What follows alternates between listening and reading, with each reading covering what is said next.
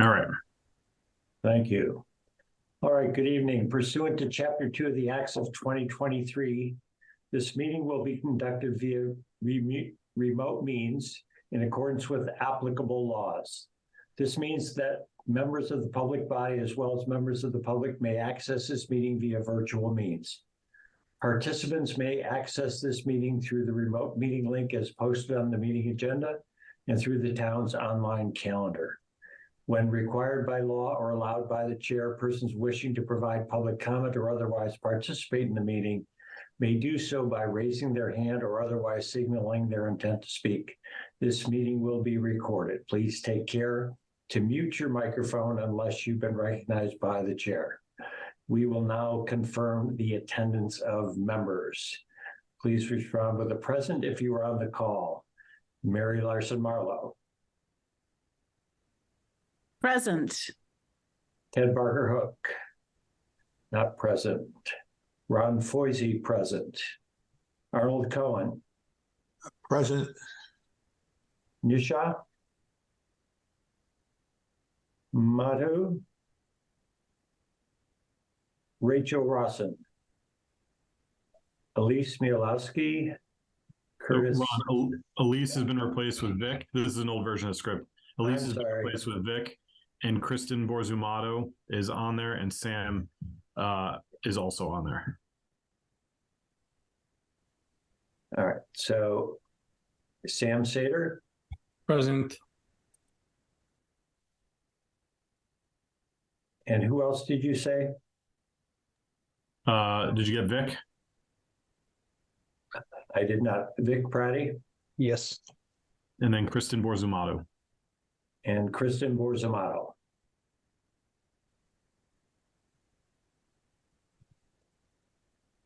Okay. And we have a quorum. And I'm going to follow in Ted's footsteps and ask for an approval of the minutes as we get started. Thank you, John, for sending those all out to us. Do we have any additions, deletions, or corrections to the minutes? Seeing none, like a motion to approve? So moved. Mary? Second. Arnold, seconded. All right. Now, trying to see.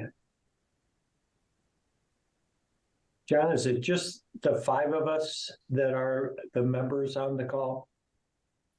Yes. Okay. So the motion has been forwarded. The approval of the minutes has been moved and seconded. A roll call vote starting with Mary Larson Marlowe. Yes. Sam Sater. Yes.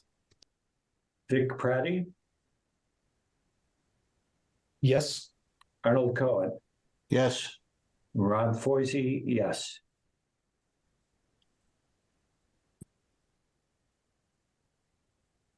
All right. Now to the main item on the agenda. I'm going to kind of kick the football back to you, John, and have you take us to some place that you would like us to start tonight. Sure. So I don't really know how much we are going to discuss tonight. I just wanted to bring up some of the changes that I made in the past week. Perfect. The map really hasn't changed. We kind of settled on the large scale. These are the districts that we're working with, and we compare down from there, but this is the one that we're working with so far. The bylaw, we made the changes as we reviewed them in the meeting. I have not received any additional changes, so those have not been incorporated. So there's still some work that needs to be done on that end. As an update, I reached out to the state and applied for technical assistance to verify the compliance of our current efforts. So I'm waiting to hear back from them.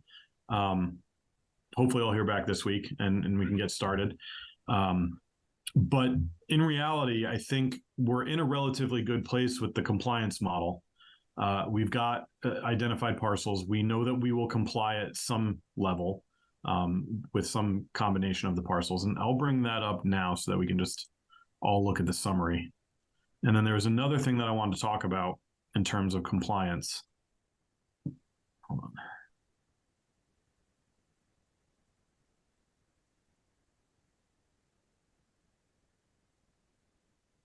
All right, so this might be a little tough. Let me zoom out. Trying to get it all on one page.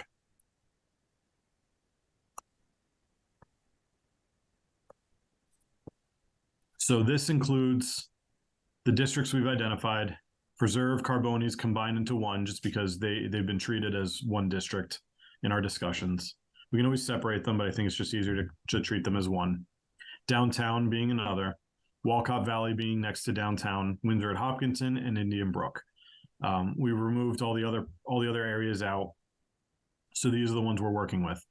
And as we can tell, as I was saying to Sam before the meeting started, the three cells that we really need to pay attention to is this one.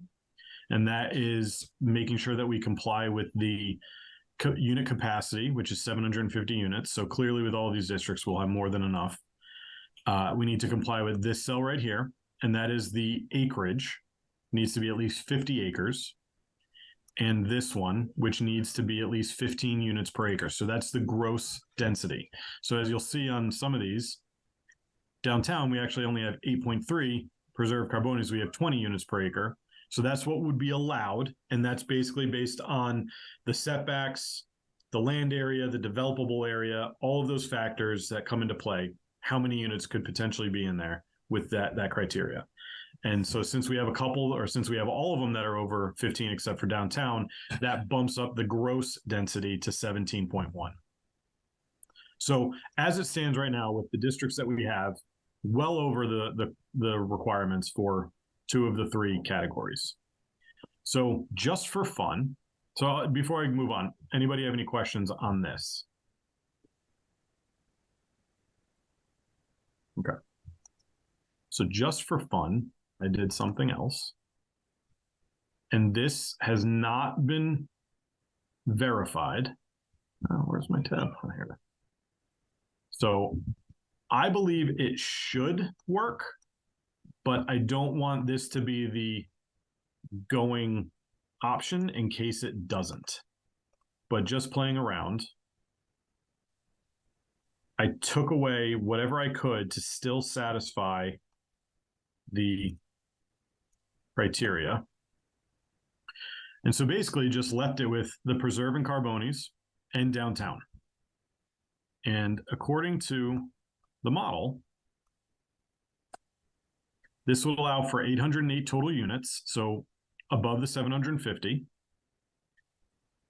58.4 acres, so above the 50 acres, and 16.6 units per acre. So with those two districts, we could potentially qualify or comply with the bylaw.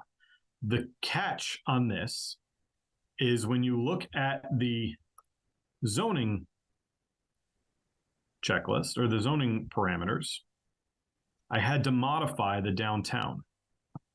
So what you guys had directed was to make everything zoned as if it were RA. So RA has a lot size of 15,000 square feet. I modified downtown to have a lot size of 5,000 square feet. And the reason I did this, and I should have shared both screens, is in the summary, when you look at them, there's this non-conforming parcels. At 5,000 square feet, 4 of the parcels downtown are non-conforming. At 15,000 square feet, 24 parcels of like 36 parcels are non-conforming.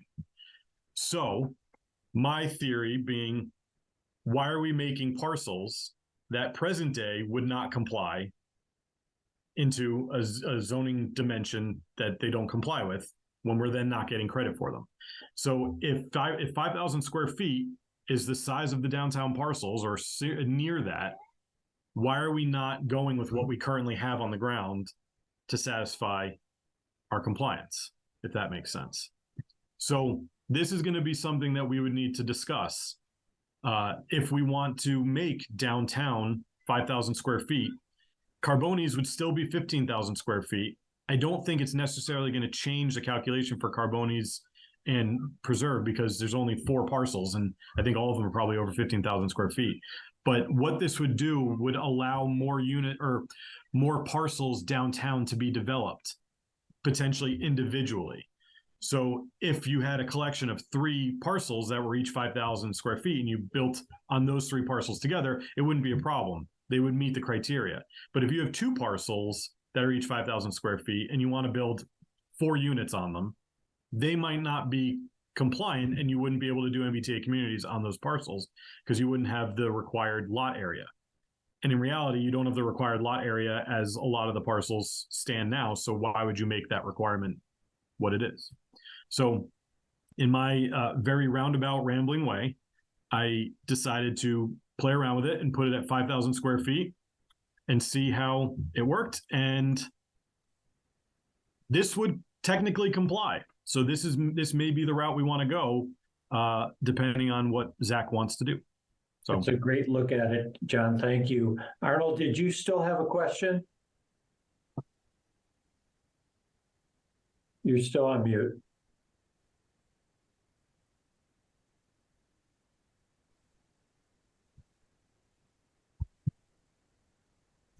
Go ahead, Arnold. Unmute yourself.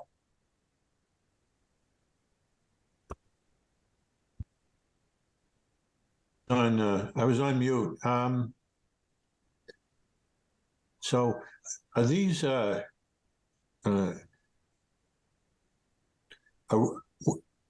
is the town in determining how many homes can go on a parcel be subject to the setback requirements of the zoning law? John, if you could answer that, please. So, yeah, I guess in a way. So the way that you determine how many units could fit on a parcel is taking the land area, removing the undevelopable land which the state has provided as a map, then factoring in the setbacks and all of those requirements, and then essentially saying, here's the lot size that you can build on, and all of those combined allow you a certain unit density on that parcel or those collection of parcels. Well, whatever units you put on the parcel, do they have to be set back by a certain, according to the zoning bylaw from the street? Yes. And also this, what about the other setbacks, the side and rear setbacks? Yes, those would all be required. All right, so that makes whatever they put in much more compact. Maybe have to put like apartment style buildings. Yes.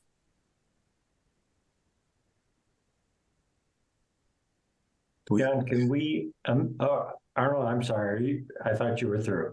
Well, I just thought of another question. Do we have any idea how many, according to this plan, there could be this revision, something around 800, 900 units? 800 units.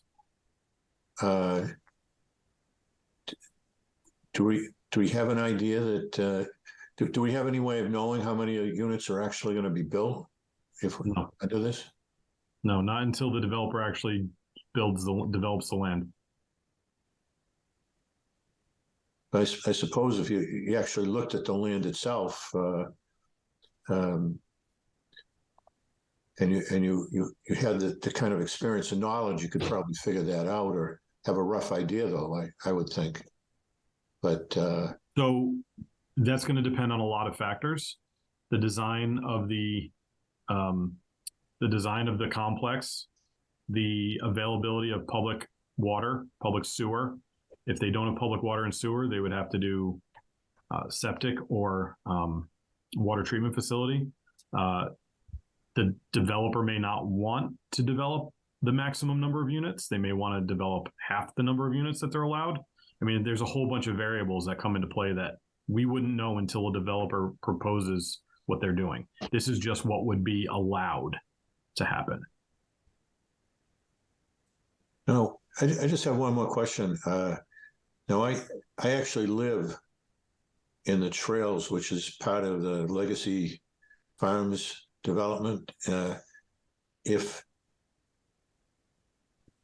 this we had to do this before Legacy Farms was developed, would all these residential units that are on Legacy Farms brought us into compliance with the state law? This new thing that the state is imposing on the towns? No. Legacy Farms was built under a master plan special permit. This allows for these units to be built by right without any special permit required. So Legacy Farms wouldn't, I mean, you could have included Legacy Farms in this district, Yeah. but Legacy Farms, as it was proposed, permitted, and built, would not have complied because it would have required discretionary permits. Thank you, John. Arnold? And before we go to Sam, I'd like to turn the meeting over to Mr. Barker Hook, who is here and present. Thank you, Ron. You were doing great. I was happy to have you run it because I missed the beginning. I'm sorry, everybody. I had to reboot everything. We had technology issues here at 75 Grove. So I will try to get up to speed with the discussion. Sam, go ahead. Thanks. John, this is really helpful, especially this test one, because I've always wondered what the minimum might look like if we just wanted to, meet the requirement without going overboard. But if we switch to the, not the test one, the other one, just for the sake of at least my question, and I sort of asked some of this, maybe it wasn't clear, but I asked some of this before the meeting started. What I was trying to understand is how do we arrive to the dwelling unit per acre calculation in this sheet here? Because as I was reading it, I'm seeing, District 1 is at 20, and then we have a downtown at 8.3 and others 21, 17.9. So obviously the first question that came to mind is, I thought we wanted to be at a higher density in downtown compared to other parts. But then again, the decimals threw me off because I just sort of assumed that those were not input into the sheet. You didn't physically decide you wanted 21.1 units in District 3. So I'm just trying to understand how that number got calculated. So that's a formula that they've got. So it's, whatever they did and referenced, I'm sure, sheets beforehand, sheets earlier in the spreadsheet itself. But it's my understanding that it factors in the parcel area, removing the undevelopable land, which is what they've designated. And we have to put in the actual parcel information, which has, all the areas, and then the developable area, and then they exclude certain land, they exclude public land, blah, blah, blah. So all of that factors in. Right. And then the parcels that are under 15,000 square feet likely wouldn't be counted. And so then it's basically taking all the units on the parcels that qualify, and then how many units could be on those parcels, and then divide it by the total acreage. And that's why downtown is so low, because you don't have a ton of land downtown in our district. And so if you're doing 15,000 square feet per parcel and 24 of those parcels don't comply, then those aren't going to be, that area isn't going to be used. Units are not going to be counted for those parcels, but the area of the parcels will still be counted. So if you've got half the acreage or half the parcels, but the same acreage, your density is going to be so much lower. So reducing it to 5,000 square feet for the parcels allows those parcels to be counted in the unit capacity and the acreage. And then that gives you the higher density. Okay. Yeah, thank you. I think I had all along have been thinking that that's an input that we determine where we say, for such a district, we're going to say, we're going to go with 15 versus, for another one, we're going to go with, 10. So no. Thanks for the clarification. Mary, I see you. John, I don't want you to rehash everything, but the two highlighted, I assume, are number of units and density, those two gray lines. So yeah, so what I was saying before is this cell is the unit capacity. So there's three criteria that we need to qualify on. Unit Okay. capacity, which is this one. The land area, which is this one's got to be over. So this one's got to be over 750 units. This one's got to be over 50 acres. And this number is the dwelling units per acre, gross dwelling units per acre. That Okay. has to be over 15.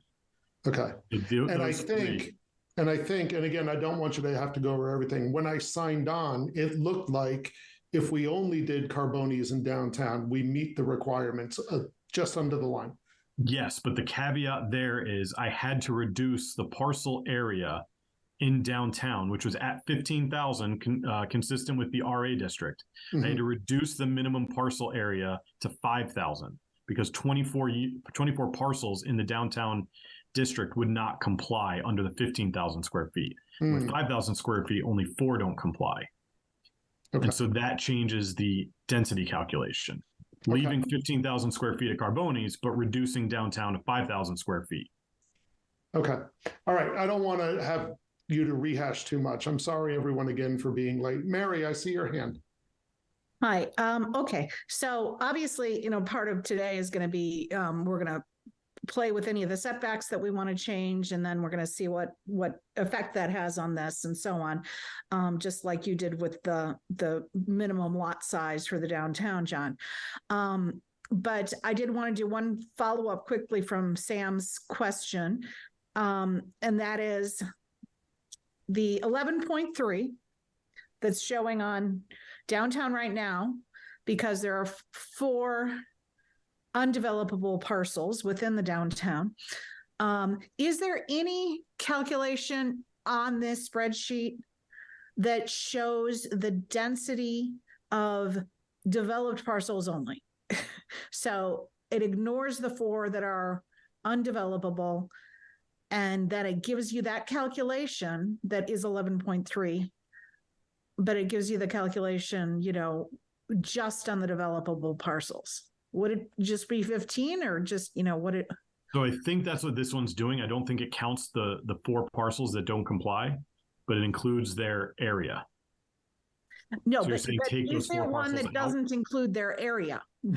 There is not one, because I'd have to identify which parcels it would be and take them out. And then we'd have That's to fine. identify where in the district they are. Okay, no worries. I just was curious as to whether or not it did that for us anyway. I mean, we can do that on this. Yeah.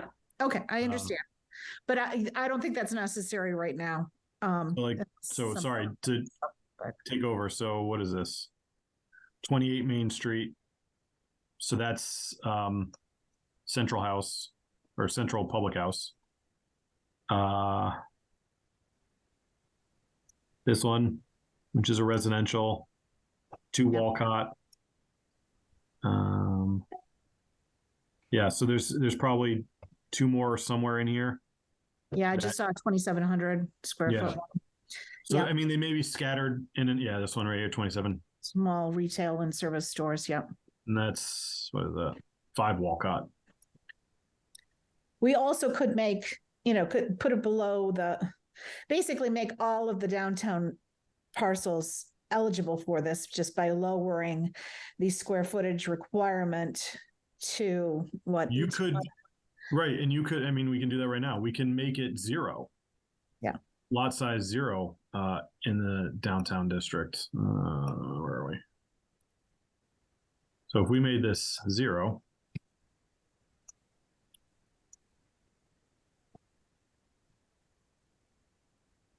still, it didn't really change much.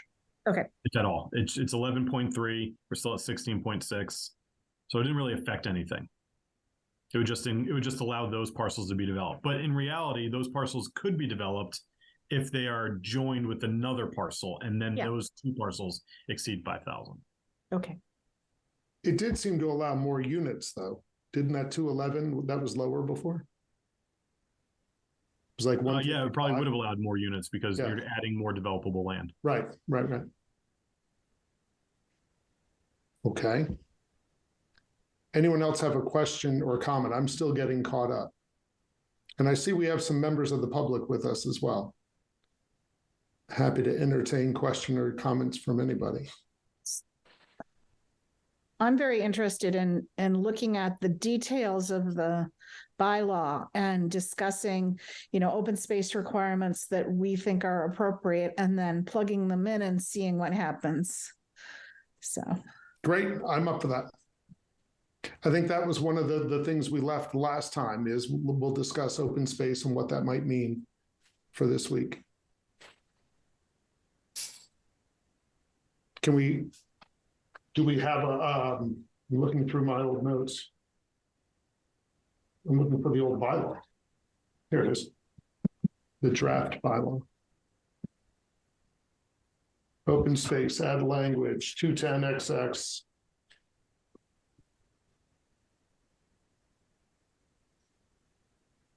So what were our thoughts last meeting when it came to open space? There was talk about parking lots count as open space, so someone could actually make it all parking lot. We don't want that. Defining green space. Did anyone think through further what open space, what language we might include there? I'm looking to you, Hope and Mary, with fingers crossed. So we had discussed, and John, you can tell me what the default is that you have currently in this model, but we had discussed whether or not the 25% Yes. of lot usage, is that it? For the building essentially is appropriate. And I guess most importantly, what lot usage are you starting with? So maximum lot coverage for Carbonis Preserve is 25% and downtown is 60%. Okay.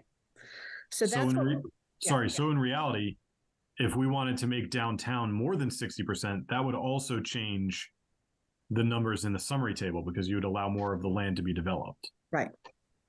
So these are numbers that we have in our bylaws currently. So that's at least, a good example for all of us to, kind of get in our heads of what might be appropriate. And maximum lot coverage of the building, that does not talk about the parking. So parking is one aspect that needs to be covered for certainly for the 25%, for that. So there need to be parking, and that would be another X percentage. And then sidewalks, I suppose, and things like that. But then there should be a leftover percentage that is the buffers and lawns and other landscaping, which would be open space if we define it that way. I think the model defines it that way, is that everything left over is open space. I think that's what they call open space, right? So that may not be sufficient in our view, but that's what, the terminology that they use.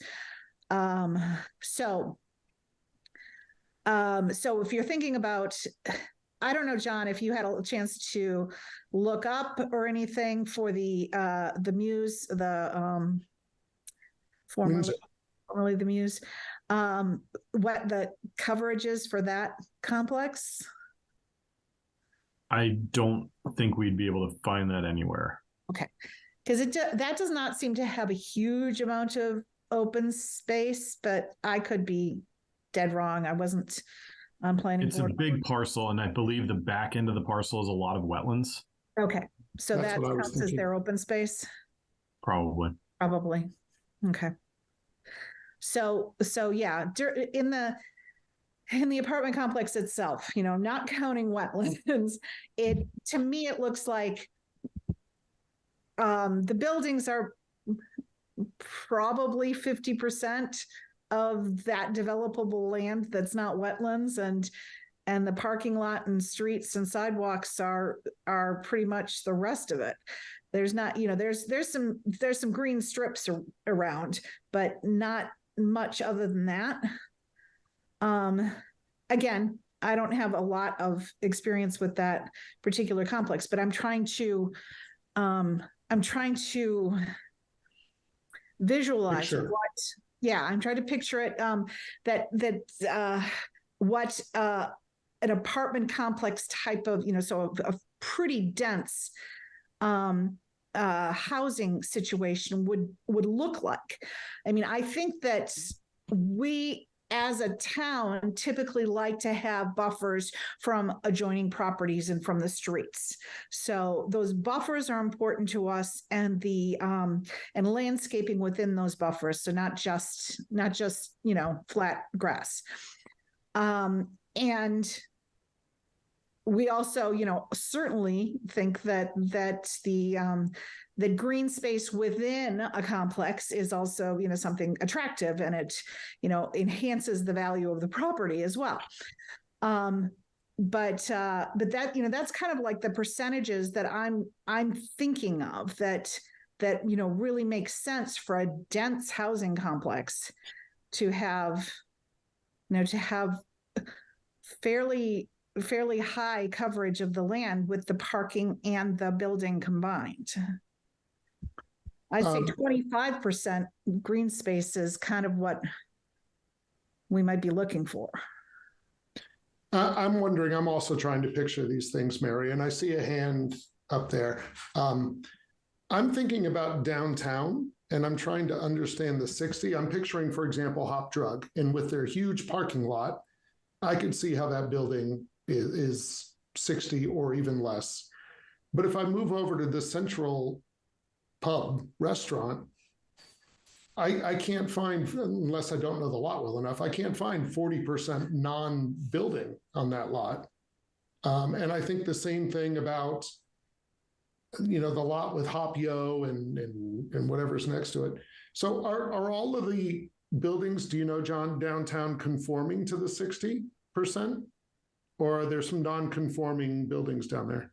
My guess would be there are some non-conforming buildings that are pre-existing non-conforming. I don't know if Central Public House is one of them, because I know it was built in the last 10 years or so. Mm-hmm. I don't know. I can look into it, but I don't know how that was allowed versus other developments. I don't know either. One theory, if it is non-conforming in that way, that lot was empty for a long, long time. It was just a gravel pit for a long time, and maybe they were so desperate. But maybe it's within the 60%. I don't know. Does the lot coverage go right up to the street, or does it go to the sidewalk? Do the sidewalks count as open space? No. So it goes up to the sidewalk. Yeah. So Central Public House was one of those parcels that does not comply with the 5,000 square feet. So it's a pretty small parcel. Uh-huh. So 40% might not be that much land. Oh, okay. Right. Maybe if you're looking at too. Right. Yeah. It's if it's 1,000 square feet or whatever it was, and 600 square feet is building and 400 square feet isn't. 400 square feet is not that much of a land that you can get on the edges. So that might be how it conforms. Yeah. And I am going to go to the hand at the top. I certainly don't want to question these percentages that have been worked through for years. It just struck me that 60% seemed in the downtown area like a small number. Like I would guess it would have been 80% or something, but probably not. I see a hand. Sudhir, did I pronounce that correctly? Yes, thank you so much for letting me ask the question. Sure. I'm curious, in downtown area, we have a lot of historical buildings that dates back even before 1900. How does those houses will get affected if we do a overlay district in the downtown area? Are those considered developable? There might be historical commission that comes into picture. I think, John, when we were kicking around downtown, there was a question of whether historical preservation would make some of those non-developable. That's not included in the model, or is that already worked? So that's not part of the state's undevelopable. Oh, okay. So what I think this, and if I can put myself in the state shoes, Okay. the the discretionary aspect that they're trying to avoid is so that towns don't have the authority to just say, we don't want this, so no. Historical is kind of a different animal in that there are state laws that apply to historical properties. So that's not within necessarily the town's purview. There are demo delays and all that other kind of stuff and historical type requirements, but that doesn't prohibit these uses from being done. As long as they comply with all the historic requirements, they could build multifamily in those buildings. Mhm. Yeah. So that doesn't prohibit it. It's just, and the town wouldn't be able to say, no, you can't do this use. You just have to build it to the historical standards. Which the historical commission allows all over the place. They'll say, all right, we'll let you demolish this building, but we need to approve the plans and it needs to be sufficiently historical. I guess the most recent well-known one is that house over by Legacy Farms right there on East Main Street. Did that answer your question, Sudhir? Yes, it does. Thank you so much. Does anyone, what do we think about those percentages? Do we keep them because that's what has worked in the past? Do we overrule? Does anyone have thoughts on those? Mary, you seem comfortable with the 25 after thinking aloud. I'm still not clear on whether or not the 25% includes parking lots, because when I'm looking at the model, if you look at that, it says maximum building coverage percent. It doesn't have a value in there, but maximum building plus parking coverage percentage, and then maximum lot coverage. And I think the maximum lot coverage is a sum of the above two. John, if I'm not mistaken, that's. In our zoning, lot coverage is defined as that percent or portion of the total lot area occupied by all buildings and structures thereon, including accessory buildings and structures. Okay. So parking is not a structure, therefore it would not be counted as lot coverage. Okay, but their model seems to be adding it up. So I think that we need to think about the parking as well. I would like to see us say, like 25% open space required. And then the 75% that's the rest is for both parking and building in whatever combination they need, it needs to happen for the design. But I'm throwing that out there for people to pick apart. And So my just- question maybe, I'm sorry, go ahead, John. So I was just going to say, so 75% for the Carbones district, would you also want that for the downtown district? Because we can put those in and see how it would affect the numbers. No, not necessarily. I would see it, for all except downtown. Downtown, it really is a special case where, I think it is more like there's not a lot of parking. There's not even a ton of green space, generally speaking. So would you want to make downtown 60% like it is, or would you bump it up to 80% as Ted had mentioned before? I just picked a number. Yeah. Well, I'm just we can- trying to, because the downtown also includes lots like, it doesn't include the mansions across the street from Bill's and Town Hall, right? It didn't include those, but So it doesn't seem to change much. Yeah, I wonder if there's an enter button to press. It didn't seem to Yeah. change a thing. Doing this on the right ones? Yeah.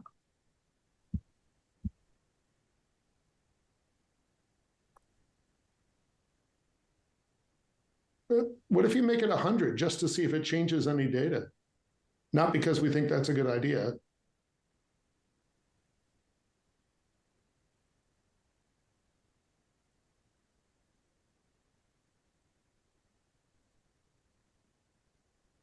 No. Nothing.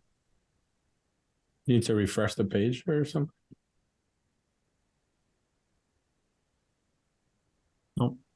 Nothing. So it could be that the dimensional requirements that we have allow for the maximum developable area, and the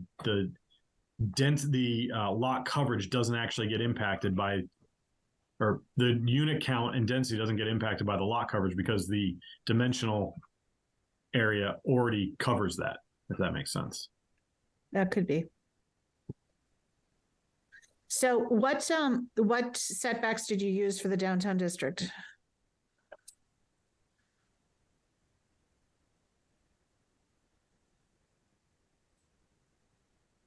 Checklist district, checklist parameters. Okay. So 0 for the downtown district and lot size, 15,000 for the Carbonis, 3.5 stories or 40 feet, and then 35 feet for downtown in height, leaving it at 180%. So for Carbonis, it's 40 feet from the front, 10 on the sides, and 20 in the rear. For downtown, it's 5 in the front, 0 on the sides, and 20 in the rear. And those are consistent with the zoning that exists already in those places? I believe so. I think I may have modified the downtown to just be a little bit more permissive. Mm-hmm. No, that's what it is. In downtown business, it's 50020. Well, I think that even if it's not affecting the model for whatever reason, I think that the bylaw does have to have a minimum open space requirement. So some requirement for greenery of some sort. Mary, maybe it's because I was late. Why were you looking to make the change you made if we're already within the MBTA requirements? Why were you looking to be more permissive with building on the lot? What was the goal? Because I thought it would change the model. I thought these. But if we're already conforming, why? And I'm not being critical. I'm just trying to. Oh no, I was because really I thought that that John had just input some basics, Mm-hmm. and we were going to look at these and see if they made sense Mm-hmm. for the type of development that we're talking about here. Right. Because we're not talking about single family homes. Right. Which to me, 25% makes sense in residential A now, but it doesn't make sense. But if it's an apartment complex of some kind, it doesn't make sense to me for multi-family housing. Yeah. Okay.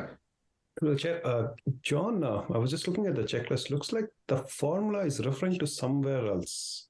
So the place where we're trying to do the input. So I just modified it just to put 5%, and it reduced. It did reduce that. It reduced it. So it is tied. The parameters we're putting in must limit it more than the lot coverage. And therefore the lot coverage changing isn't changing the actual calculation.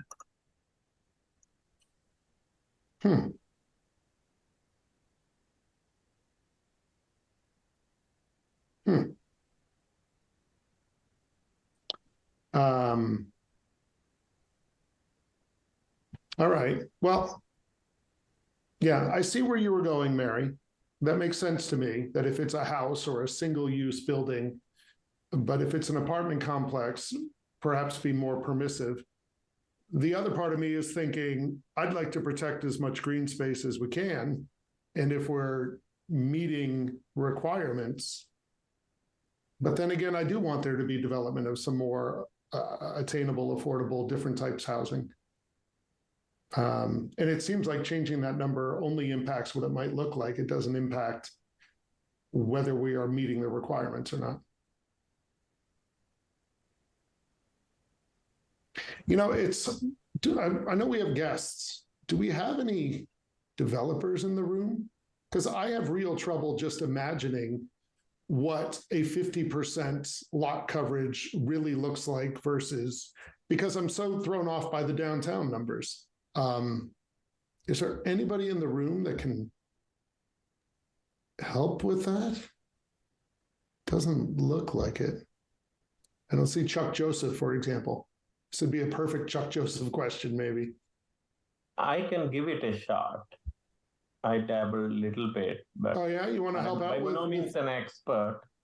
but I can give it a shot. Can you help out with what that means, what it would look like?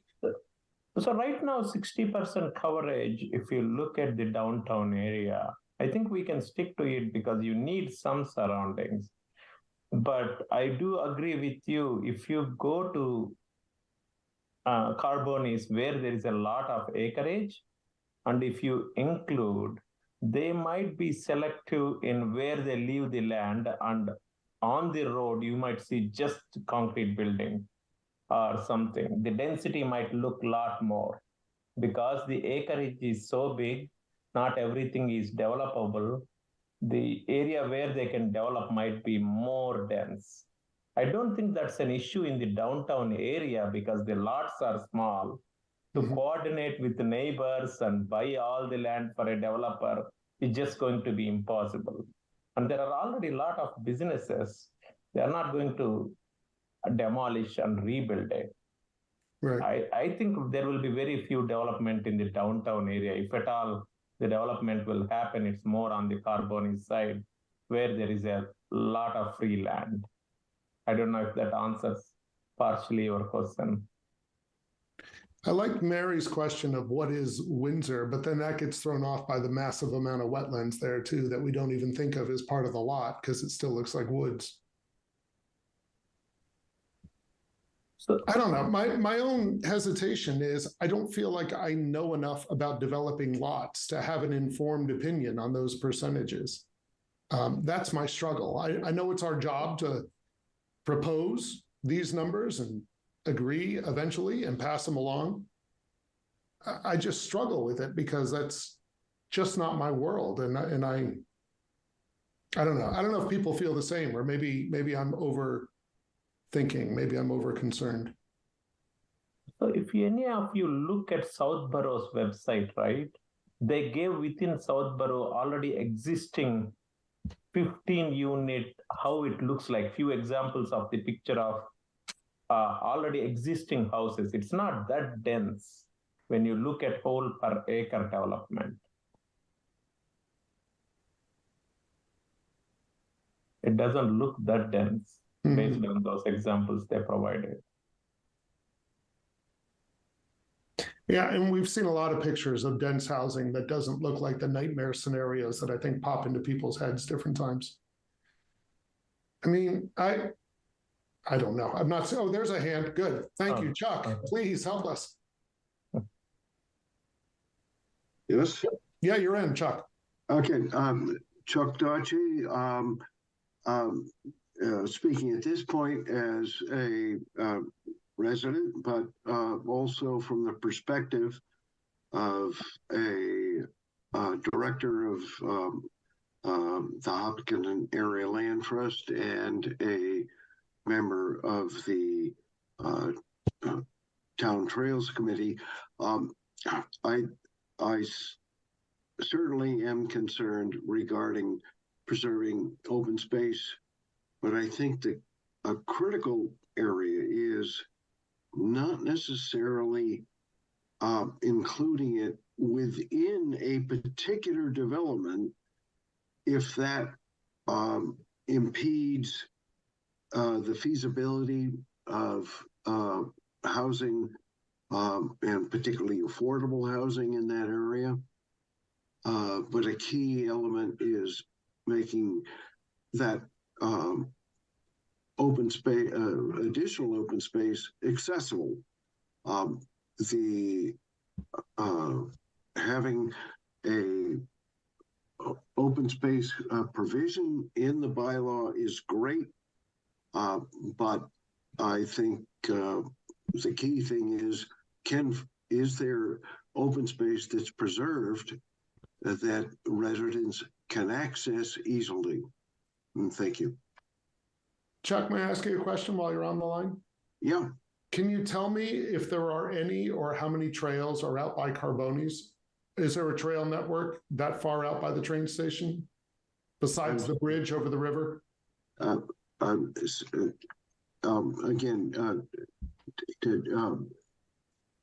my hearing is not the greatest. Please say again. I'll try again. I know that there's a small trail that goes over the stone bridge over the Sudbury River out by Carbonis. On the other side of the road, there are a lot of woods as it gets closer to the reservoir. Is there a trail network on the Carbonis side of the road right now?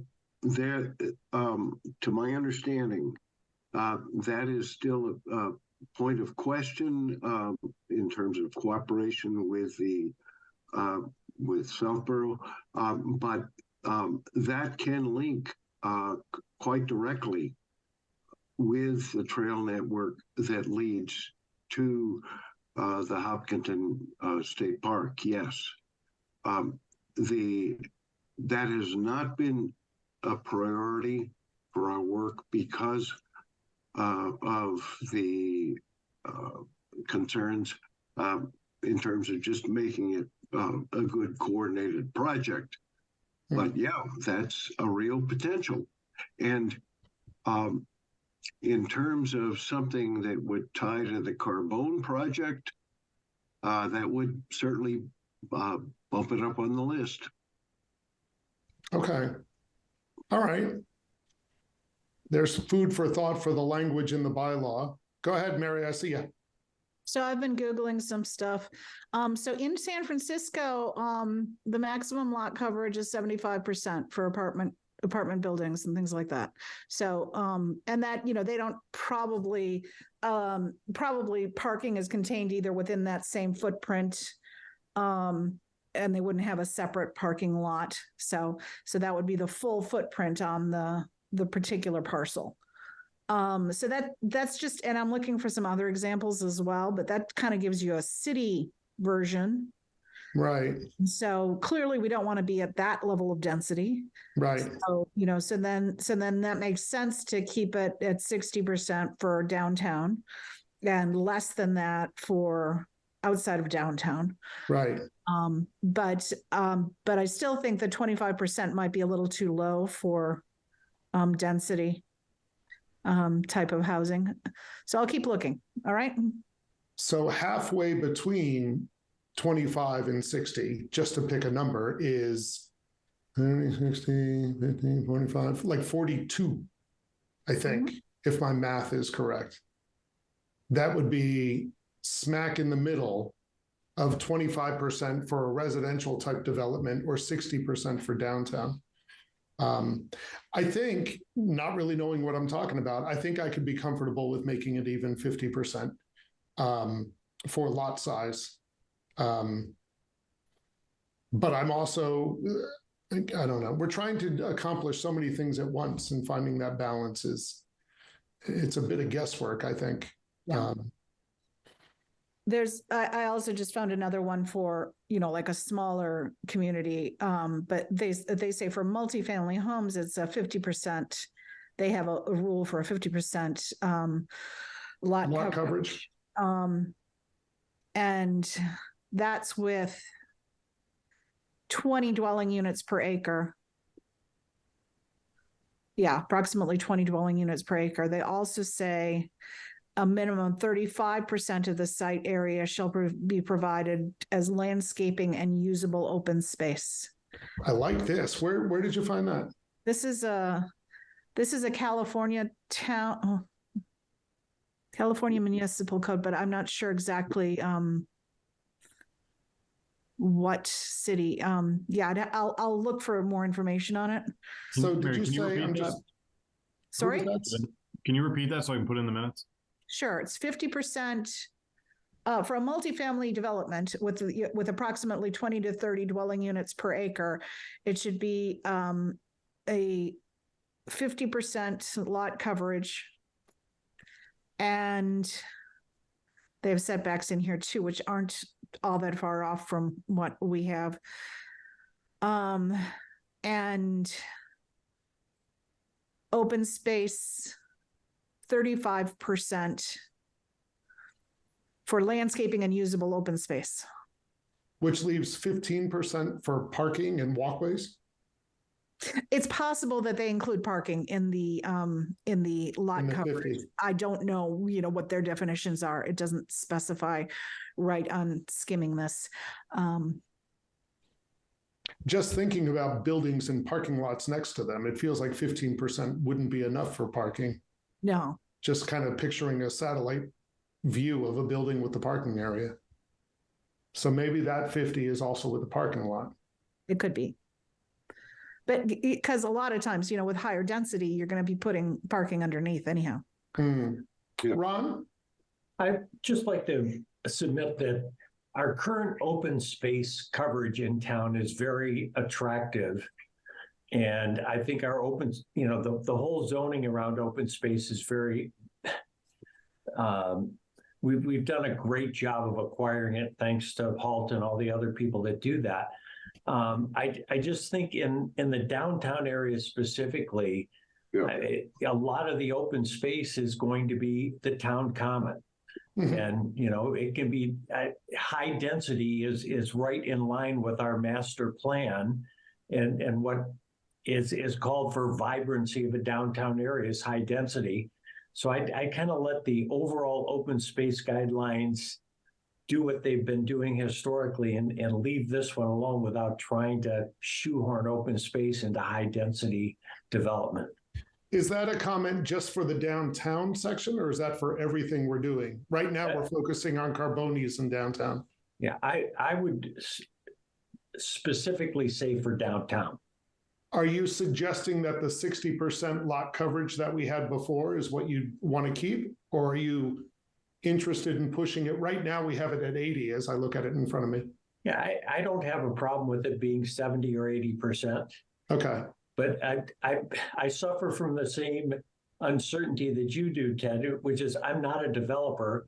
I don't know what the difference between 60 and 70 and 80% is. Mm-hmm. And I think if we threw a 70 or 80 in there between now and when we finalize it or get it to the planning board, you know, I'll have a chance to talk to some developers and get their input as to, you know, is that a reasonable number? That would be helpful. Sam? Yep, thanks. Since we have a height limit at how many floors you're allowed, I would imagine that percentage ultimately determines how many units we can actually develop, right, John, based on the worksheet? Yeah, so the number of units you're going to be able to develop, and that's also potentially a reason why the numbers don't change. The number of units you're going to be able to develop on the site are going to be constrained by the setbacks and the height. Mm-hmm. And so realistically, you might not, the setbacks themselves may account for a certain percentage of the lot. And that's why the lot coverage is not changing the numbers that much, because that percentage or a certain percentage of the lot is already covered under the setbacks. And But to the height reiterate, would also be something. Yeah. According to the bylaw definition, you read it right as I was looking it up, John. In Hopkinton, lot coverage is merely the buildings. It's not the parking lots. Right, but that might not be what they're defining it as in this formula. Okay. But if we are writing into the bylaw lot coverage numbers and we allow it to be too big, but then it doesn't allow sufficient parking, it suddenly becomes completely undevelopable. Yeah. True? I mean, no, because We have one definition and these formulas have a different definition. Aren't we? they might.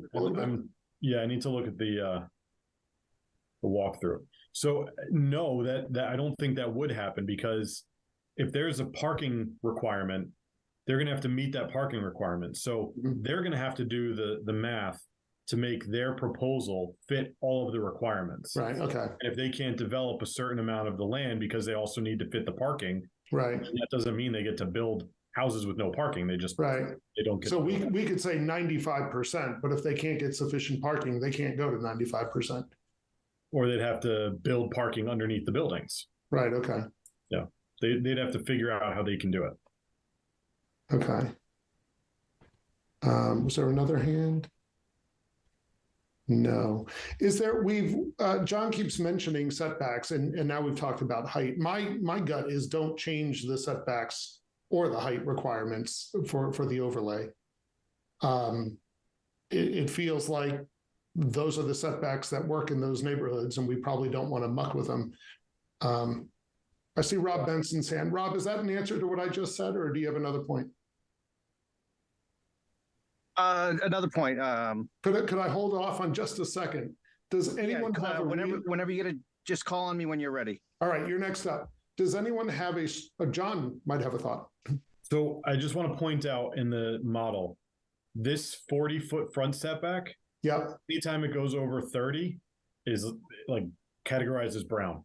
I don't know what that means. But I'm guessing that might not be allowed. Oh. I don't know. Because when you do a certain other figure that's not allowed, it's brown. But I if wish we they'd go to make 30, it red. Red is the danger color. It's not the best designed. I'll admit that. But if you go to 30, it's not brown. And if you go to 31, it's brown? This doesn't go up, this doesn't go up, this doesn't go up, this doesn't go up. And if you go to 31, it becomes brown?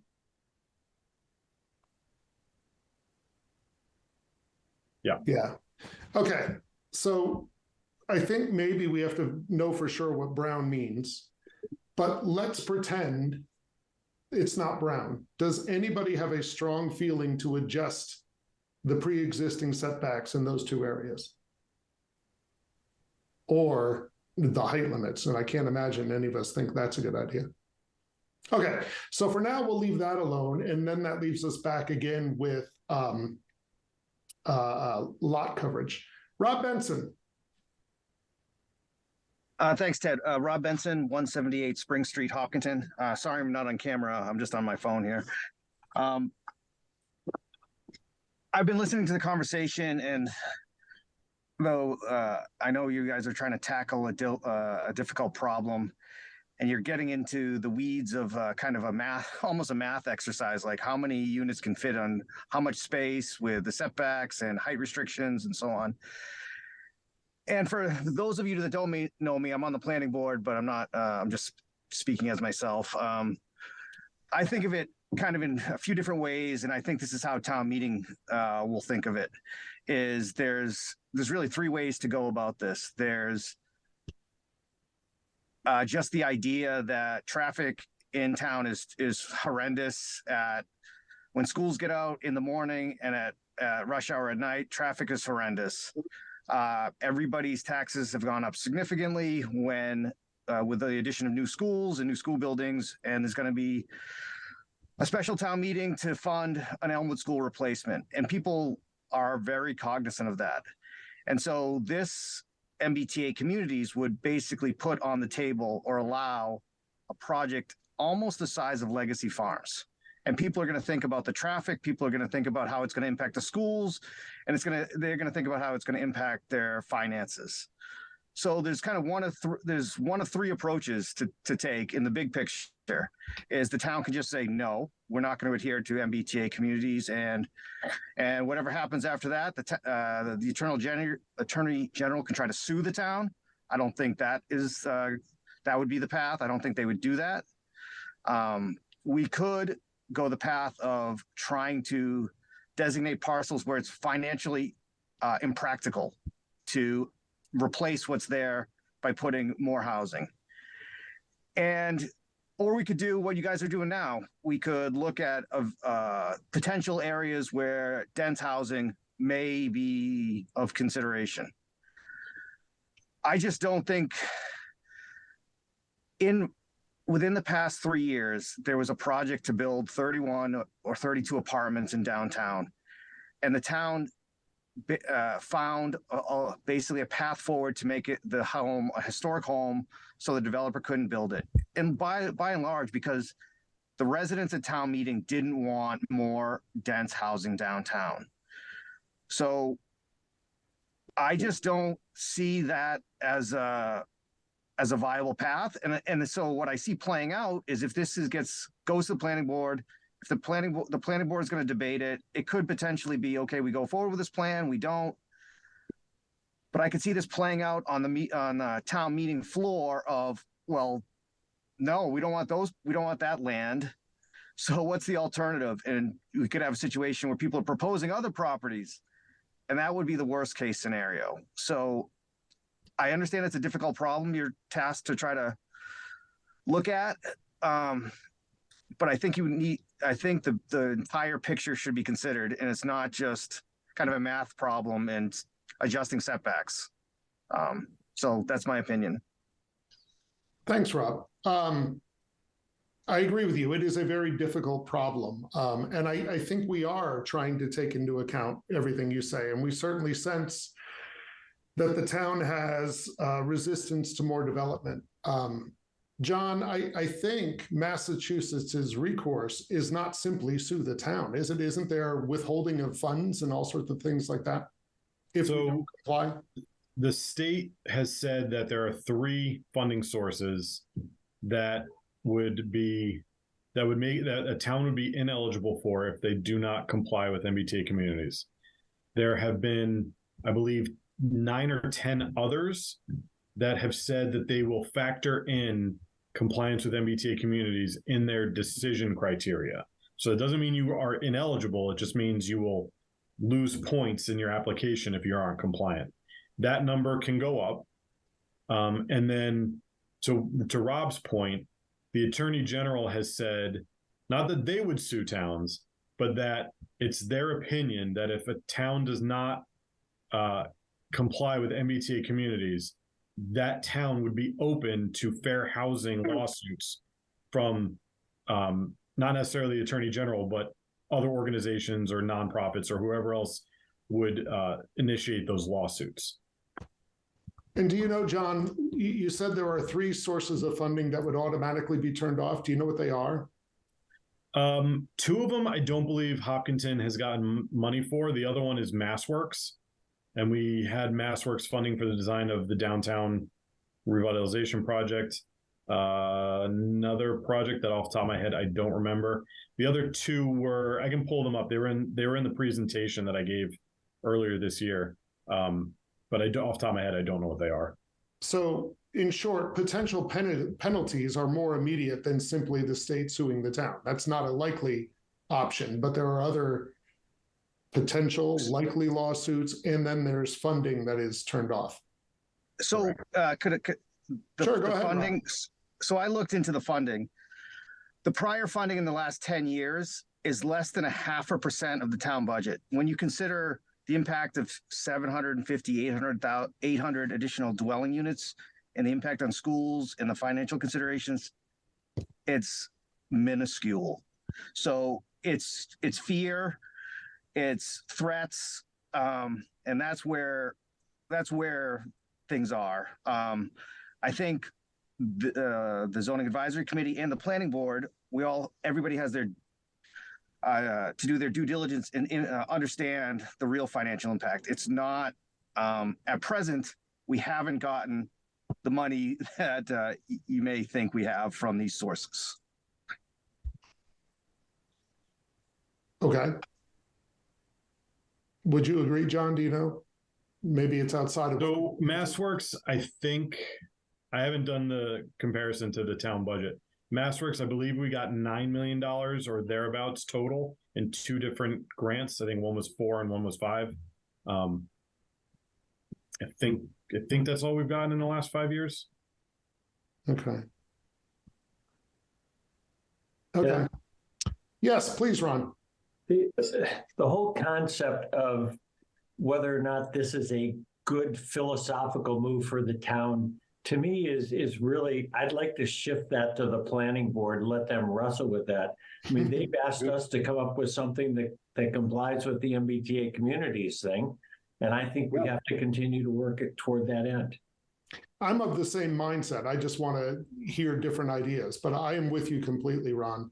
And while I know there is resistance, I also, as I think everyone knows who's been in meetings, I absolutely see a need for more diverse housing stock in town. And if this is a way that we can help achieve that. Yeah. I would also say my reading of the downtown apartment situation, the Mastriani property, was just as much destruction of the oldest house in town as it was fear of more housing. Certainly the people I talked to, it was protecting the building much more than it was the additional people coming into town. But we can all read that vote in different ways, and it's probably neither here nor there. Rob, is your hand still up, or is it just unclicked? No, I'm good. Thanks for letting me contribute. Sure, thank you. Sudhir? Yeah, I mean, the points Rob just brought out are valid points, right? But they are not necessarily for Hopkinton. They are for every town. These MBTA communities will add pressure on Southborough, Westborough. You take any community, right? Not necessarily for Hopkinton. How are they handling it? I imagine the way we are right now, with some further along. Sam? Yeah, I've actually, for the last 10, 15 minutes, I've been digging around Southborough's work on this as I'm listening. And it looks like they had a couple of public workshops around this back in September. And I'm trying to find the recorded meetings on YouTube, and I'm having a hard time doing that. But I'm wondering, John, you didn't by any chance listen in on Southborough, as if you don't have enough meetings in the evening to sit in on. I'm just wondering if it makes sense to, I mean, at this point, it might be kind of late because I know we have a time crunch, but I'm wondering if it does help to try to have a broader workshop. I know I don't know if we've advertised that we're going through this exercise and that encourage people to try to attend, but so through the chair. Yeah. The first session of Zach was advertised through all the media as a public input session. I think we got like 4 or 5 people. And I think in the Hopkinton Press, our subsequent meetings were also, maybe erroneously, but also were deemed as public input sessions. But and they announced does that stand out as like a call to action I'm just not familiar with what that looks like. So I'm wondering if it's just didn't catch the attention of people that, hey, we're trying to do this, we could use some input. I know that I remember the very first time we discussed this, at least that I was on, we're also trying to get some input from developers, and we really haven't had much input in that space either. So, which, frankly, is interesting to me that we have not had developers come to our meetings when they are advertised. I don't know what to read into that. I think our job is to pass along to the planning board. And if the planning board wants to have a bigger, louder meeting, that's fine. I think we are under a tremendous time crunch to get stuff to the planning board, and opening it up to a free-for-all meeting. I don't know if any of you guys watched or attended the meeting for the new school, but boy, oh boy, without naming anybody, there was a whole lot of talking and not necessarily a whole lot of progress made in any direction. And I fear we would run into that if we did try to, announce some sort of join us at the senior center for a big discussion. I don't know that would be productive really at all. But that's my thought. Vic? Hey, thanks, Ted. Just a quick clarification, because we keep referring to Southborough, Westborough on this MBTA, but I believe they have stations, and whereas Hopkinton doesn't not have or house. I thought the equation changes with the towns like Hopkinton compared to Westborough and Southborough. Don't we think that it's better to look to towns like, Upton? I believe they don't have one, but how are they handling it? Or that would be more to look at like apples to apples is what I feel the comparison. But end of the day. But I haven't looked into them, so I can't provide any comparison. I don't know if anyone else has. Sam's hand popped up again. Yeah, just a clarification. I wasn't necessarily looking to get the numbers they used for setbacks and open space. I'm looking, I was just I'm wrestling with what Rob mentioned, which is actually the first thing I went to when we opened up this conversation, which was, how are we going to sell this at town meeting? And how do you move the needle, or the balance where just meeting for compliance, which is also where I was in the beginning, to thinking about this, how can we make this something that's actually good for our town, but also be able to sell it? I mean, the first thing I said was, downtown traffic is already unbearable. I don't want to add a single unit in downtown. That's, you know what I mean? So that's what I'm wrestling with. And so that's why I was curious how Southborough's open workshops work, because I wanted to see what kind of response do you expect from the people who have to vote on this? Mhm. What are the things they're going to have for questions and thoughts? So, Right. And Maybe if we had done that in the summer, as you mentioned they did, then maybe that could have worked. At this late stage, I just don't know if that's a wise route for us. And that's what I was trying to, I mentioned it previously also that, let's identify, if at all we have to be compliant, identify the ones which are already existing buildings, which, we don't have to build it right away, maybe future down the line, but that would be a better way of that you're still being compliant and you're not adding more to the town. Well, sure, but I think that we were working that into our thinking, that number one, we're not requiring anybody to build anything. That's one measure of compliance. Number two, some of the places we talked about probably don't make economic sense right now, but 20 years from now they might. And I think that might apply to downtown, especially with historical buildings. It's probably true that the number of spots downtown that could possibly be changed and might be economically feasible are really pretty small. But it could be a boost to downtown business. It could add some diversity to our housing stock without being a huge increase in downtown traffic or our other worries. I think that's all part of the balancing game we're looking for. At least I'm looking for. So I just think you just mentioned the points which we can go in the town meeting to convince. Well, ultimately, it'll be the planning board that has to convince, not us. I don't want that job. Mary? Me Lucky and Rob Gary. are on the same shoes, so I know how it goes. Like, I wish Gary well. So, and by the way, Gary's very good at these things. Yeah, so he he's is. a good person to have to do it. it was good. What was I going to say? The other thing, is that finding, a developer that really wants to build things like this, I think is not going to happen overnight. Mhm. Or anytime near him, as I'm just trying to convince them to build anything that's smaller and more affordable is pretty hard to do. Sure seems I think so. they get the most profit from McMansions. So, it's, I think, we're going to put a lot of work into this, as we should, but I don't think it's going to lead to a lot of development. At least not immediately. At least not immediately. Exactly. Vic, is your hand up again? Yes. Go ahead. Just thought maybe we answered this, but I'm not able to recollect it. By zoning this, would the value of the property change by any way? Will the town bring the value of the property? Yeah.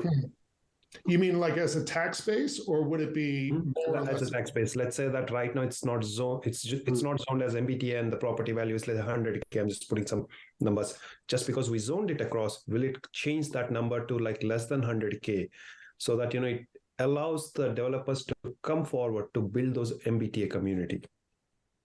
Because right now the most part why most of the developers don't come, because the price of the land itself. Mhm. That's where it stops them.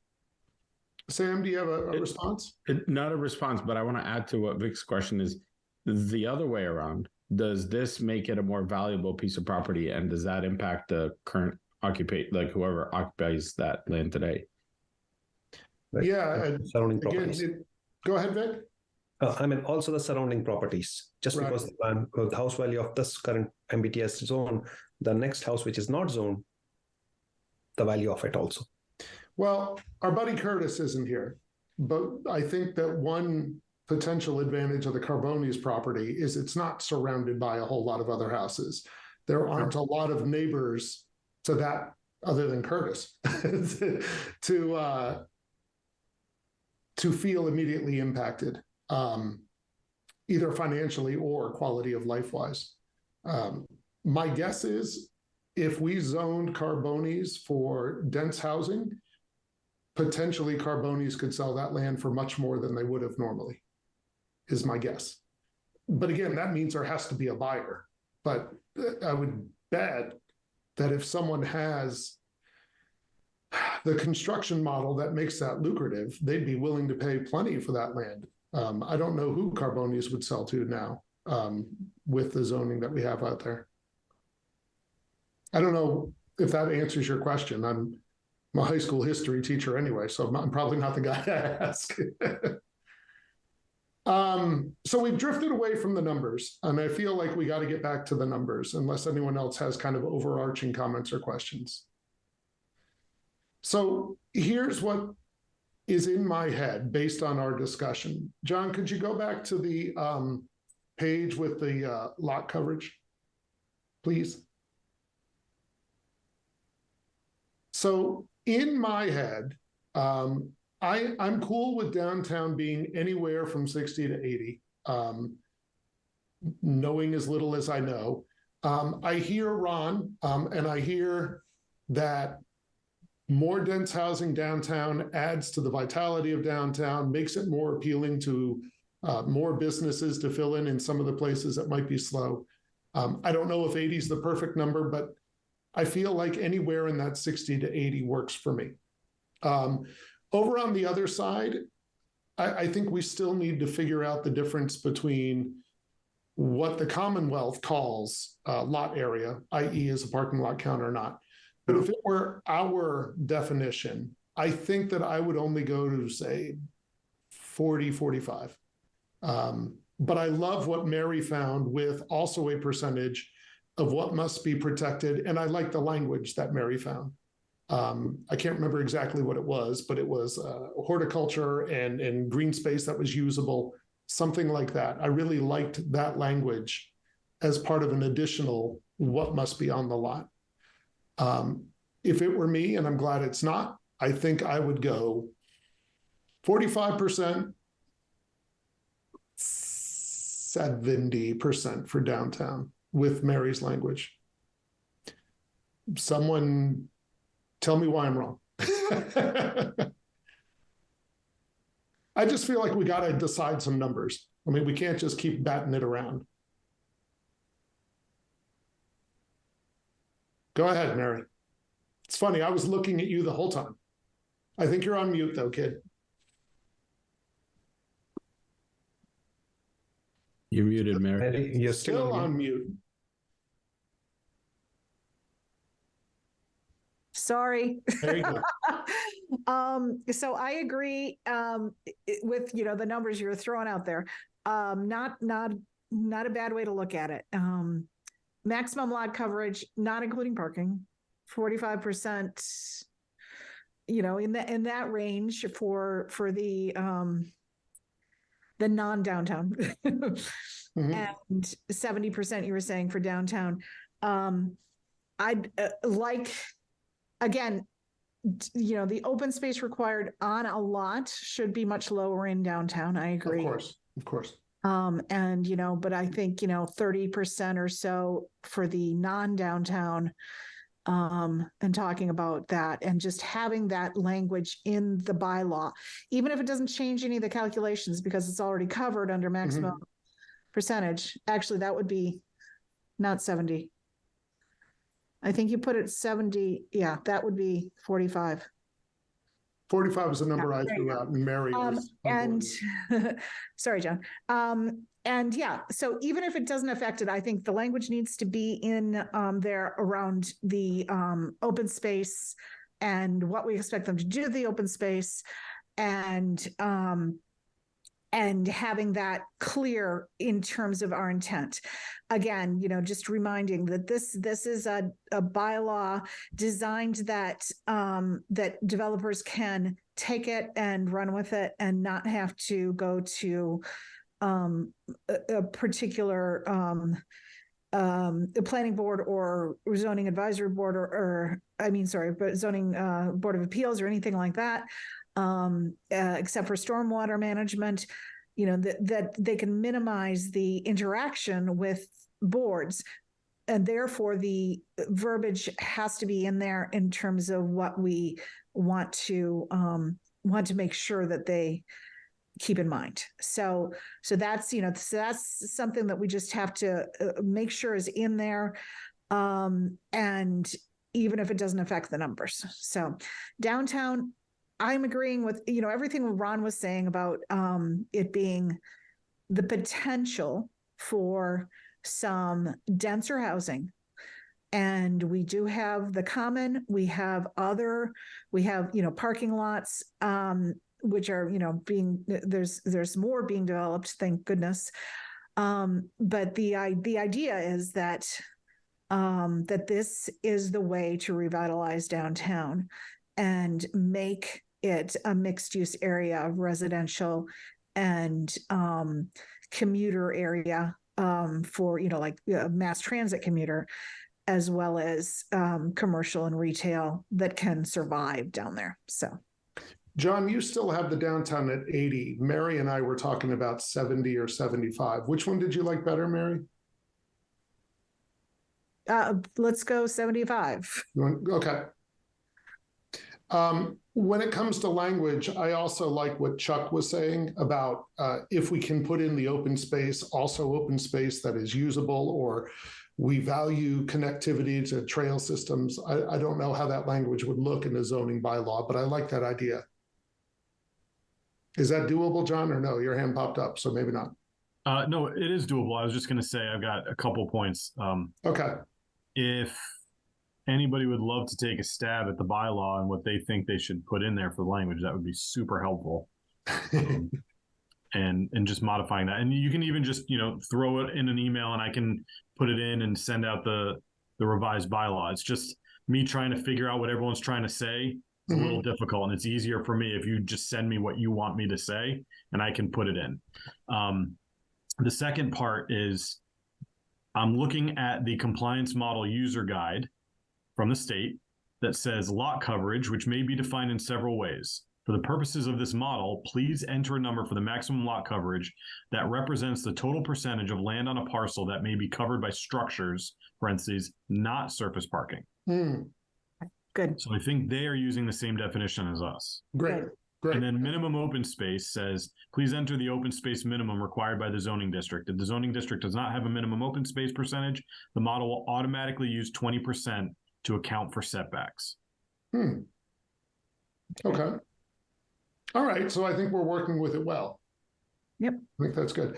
Mary, is there any chance I could give you John's homework? I think you and I are on the same page, and I haven't heard any vociferous anti-arguments. Yeah. I would be happy with that. And I also forwarded to John that bylaw I found. I'm also looking at Duxbury right now, I think, to see if there's any other language that sounds interesting. So I'd be happy to. Thank you. We have whittled our discussion down to 2 districts. Are we feeling like we want to keep it at 2 districts because that's what we want most, because that's easier to pass a town meeting? Or have we just fallen there because it was an easy place to fall? Sam? I actually really like the idea of 2 districts, or essentially just over the minimum, just to meet compliance. But I was wondering if John, and did you play around with any other districts if we wanted to take downtown out of that equation? Because I think that's the one that will always be the sticking point and the one that's going to be the most challenging for everybody. So I didn't, and my explanation of why is in the spirit of this law that the state passed, the intent is to have multifamily housing near the train station and in essentially downtowns, because that's where public transit is usually going through. You've got the best infrastructure. So whether that's right or wrong, that's up for you all to decide. I just chose those in keeping with, they were the 2 smallest, or they're the 2 smallest districts that we can include that satisfy the requirements, because downtown is the smallest district in the map. And then Carbones and Preserve are near the train station. So that was one thing. Other thing is it's downtown. I can play around with other ones, but it's likely going to be larger acreage. And I forgot what my other point was going to be, so I'll just stop it. I don't think I realized that the Carbones included the Preserve, but I'm happy with that. We're talking about both of those properties as the same district because they're right next to each other. Great. I think that might have been when I was trying to reboot Wi-Fi. Sam, I was just going to reply to you, and kind of like I was replying to Rob, we all see things differently. To me, the harder selling point is Carbones, because that's where there are many, many, many more potential homes, whereas downtown can only add a very small number. But I could see it going the other way. Downtown is where the traffic is. Why put more people there? But if I were to be hesitant, I think it would be the larger development that would scare me. But we'll see how it plays out. John? And just adding on to the downtown aspect of it, it seems like this is a lot of units that could go in the downtown, and these would be by right. However, a developer could potentially put significantly more units downtown with mixed use, like a retail on the ground floor, residential above, through a special permit process with the ZBA. So developers would likely go that route because it allows them more flexibility. This gives them an opportunity to do just housing, but I don't see a ton of developers jumping at that chance when they could do potentially more under our current zoning. So what you're saying is that 211 you don't think would ever truly develop. That's not the way the developers would go. Correct. I think if a developer is going to put the money into developing a downtown property, they're going to probably do a mixed use development under the special permit that's allowed under the current bylaw. Okay. But that being said, that would be for a larger amount, right? But this could allow smaller units or smaller amounts of units to be developed by right, which could be beneficial. So if you get 3 parcels that are 10,000 square feet total, they could do maybe, I'm not going to do the math in my head, but maybe they can put in 5 units under the MBTA communities, which they wouldn't have been able to do under existing zoning. Okay. Hi, Mary. So said a different way, I have 2 things. One is just a follow on from what John was saying. The downtown, I don't think that this represents an additional 200 units that could be produced had this bylaw not been passed. Okay, so theoretically it's passed. So it is entirely possible to get the permits and build them right now under current zoning. And I think that that's something that probably needs to be stressed. Now, I don't know if that the same is entirely true for the other district that we're talking about, but for downtown, I think it definitely is something like that. So that's again, I don't know. Assuage some concerns of people. Maybe that is if the people who are truly anti any development in town are not going to be swayed by that. But I think that that's its reality is that this does not give 200 additional units beyond what could be built right now. The other thing I wanted to say was I think that we should just go with these 2 districts. So basically addressing the minimum. The reason for that is not that I don't think that there's opportunity for additional denser housing in town, but I think that under the MBTA guidelines and the way that this is required to be set up as a by right, I think that we as a town may want to do things slightly differently for other developments. So I think that sticking with the more or less minimum is the way to go. I believe I'm of the same mindset. John? And I just want to stress, I don't know for sure, 100%, if these 2 districts will comply. It looks like the way I did that, the compliance model, that they will. I need to get that checked by somebody who is much more well-versed in this compliance model and make sure that I did everything properly. But as it stands right now, it looks like it should comply. But I don't want to only move forward with this and then find out it doesn't comply. Which we can continue moving forward with this, but if there's an issue and I find out that it won't, then I'll bring it to your attention as soon as possible. It's just I don't want to just only go with this and then be like, okay, we're good, and then find a problem. Would it be helpful then? I don't know what else we need for what we've been looking at tonight. We're waiting to find out what the brown square with a 40 means. And if we need to move it to 30, I think that's the answer. So it did find, so it said in the setbacks in the compliance model walkthrough, if a dimension is considered high, it may open up a discussion with the state. So that could be something that we could just drop down to 30 to avoid any issues, or we could say 40 is what we have in our current zoning under Let's have a the discussion. most permissive residential district, and that's why we went with it. They can say no. We can say it doesn't change anything by dropping it to 30. Mhm. It could be a discussion, or we can just go to 30 and not have to worry about it. But that's I where we think stand. so. For me, I think you're the first one having that discussion.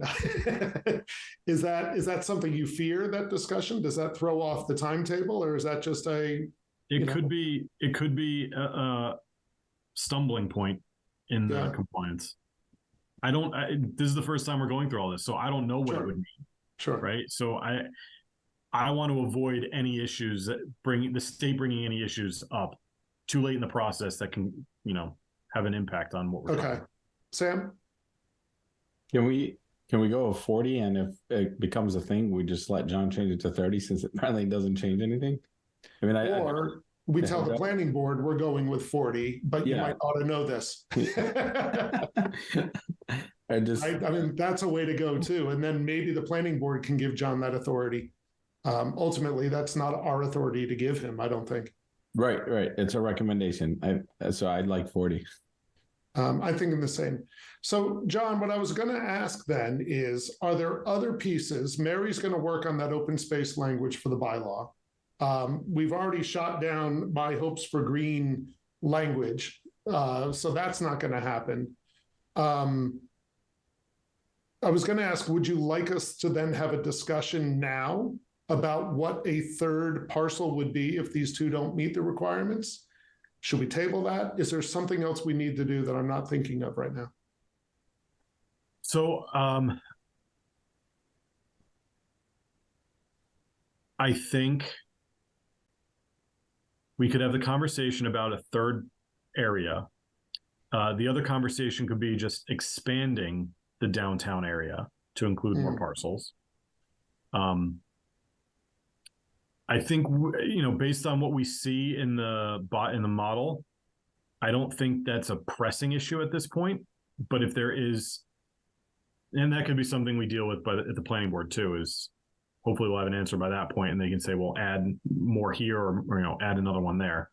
I think the main thing that I'm really looking for from Zach at this point is a scouring of the bylaw, finding any faults, issues that we have there, filling in the blanks, and I can modify the bylaw to include these two districts now because we'll have two separate dimensional tables.